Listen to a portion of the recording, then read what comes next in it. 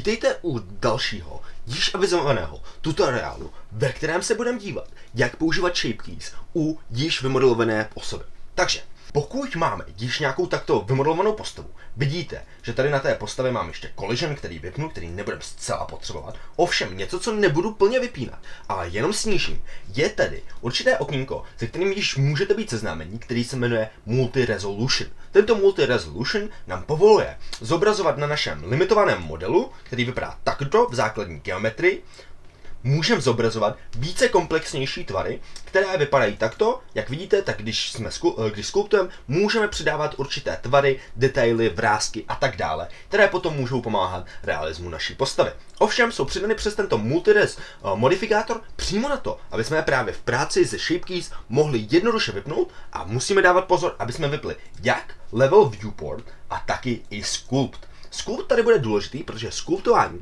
je technika, kterou budeme pokračovat v tomto tutoriálu. Protože máme velice obsáhlý mesh, tak nebudeme používat modelování v edit modu, ale budeme používat sculptování pro upravování tvarových kláves. Proto to teď po tom, co jsme přepli náhled na nulu a sculptování neboli sochaření na nulu, můžeme úplně v klidu přejít na ShapeKeys a zde si můžeme přidat nějaké nové tvarové klávesy. Jak vidíte, v procesu daný model nevypadá úplně nejlépe, ale toto, že nevypadá nejlépe, toto rozlišení daného modelu nám pomůže s ním pracovat rychle a efektivně. Tudíž můžeme začít přidávat zase jako minule, je důležité vejít v objektovém modu, když přidáváme tvarovou klávesu neboli ShapeKey.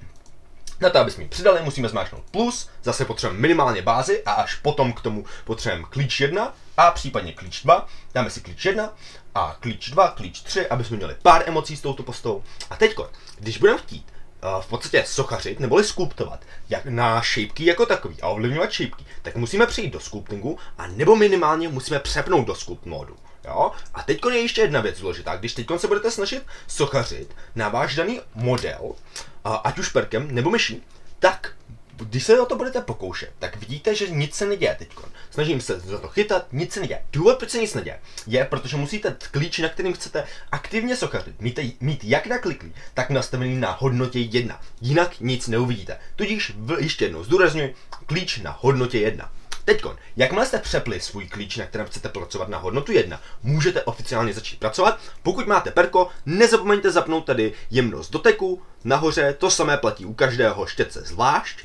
Z nějakého důvodu se to musí zapínat zvlášť, hold je to způsob, ve kterém je doposud postaven Blender. Takže nezapomeňte zapnout jemnost svého tahu, pokud děláte perkem, pokud děláte myší, je to víceméně jedno, protože tam nemá jemnost tahu, protože to děláte přes myš.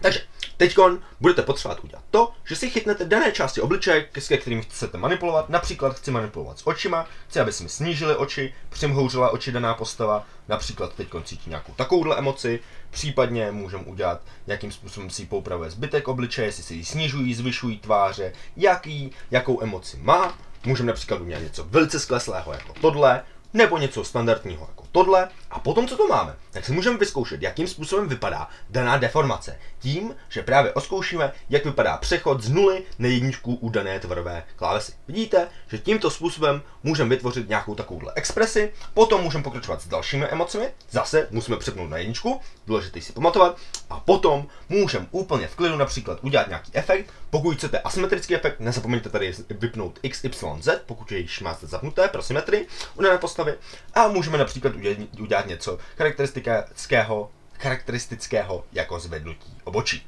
Takže takto například může daná postava zvednout obočí, případně pokrčit nějakým způsobem nos, takto. A vidíte, že teď díky tomu můžeme dosahovat nějakého takového efektu.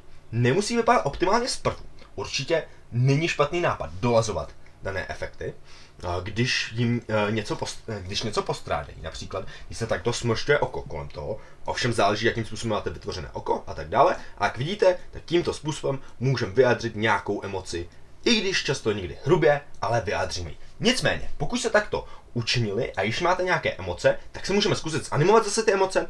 Postup je úplně stejný jako v minulém tutoriálu a normálně klikneme na I na vrchu dané hodnoty, anebo tady na tento bod. Takže buď to na I, nebo tento bod, klikněme na I a posuneme se zase v čase. A teďko například můžeme udělat to, že snížíme dané koutky takto a můžeme to klidně vyladit i s druhou emocí, kterou jsme udělali. Takže vidíte, že teď máme přechod tento. Případně u emocí se často vyplatí, když chceme udělat něco jako mrkání nebo rychlé gestikulace, to dát do kratší časové sekvence. Takže takto například. A kdybychom to ještě chtěli zkombinovat rovnou s další emocí, tak můžeme tady nastavit taky i posunout si tohle třeba doprostřed daných snímků nebo daného uložení snímků na daných snímcích. Tak a potom můžeme pomocí klíče 2 například udělat transformaci obočí. Takto zase klikneme I a normálně teď máme dvě transformace, které na sebe navazují a přitom vypadají jako jeden pohyb nějaké gestikulace. Teď můžeme, po tom, co jsme tuto animaci učinili, můžeme si zkrátit například daný úsek, aby nám to nehrálo zbytečně dlouho, aby viděli jsme přímo, co se tady děje.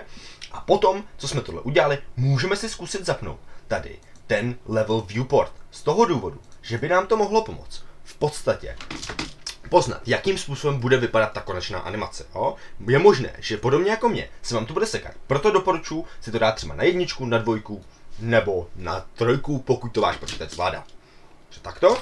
Ještě předtím, než začneme, tak musíme vyjít ze sculpt modu do objektového modu. Ano, jsme v objektovém modu a teď uvidíme daný náhled a vidíme, že daný náhled se odehrává v pořádku, vypadá všechno v pohodě, nedochází k žádným deformacím, ovšem jediné, co je zatím neodpovídající, je čas a časová osa, na které se tohle bude odehrávat, protože jak vidíte, tak zatím se mi to odehrává jenom na 7 měsících za sekundu. Na to, aby jsme zjistili reálně, jak vypadá tato animace, tak buď to musíme přijít sem do frameback, teda playback, a dát si frame dropping, takže v playbacku frame dropping a díky tomu můžeme potom zjistit víc reálnic, jak to bude vypadat napříč časem, ovšem nevidíme všechny snímky, takže pokud chceme mít fakt pravý pocit, jakým způsobem to vypadá v konečném výsledku, musíme danou animaci vyrendrovat v nějaké podobě. Takže to by bylo všechno k emocím a používání shape keys na nastínění emocí u vaší dané postavy.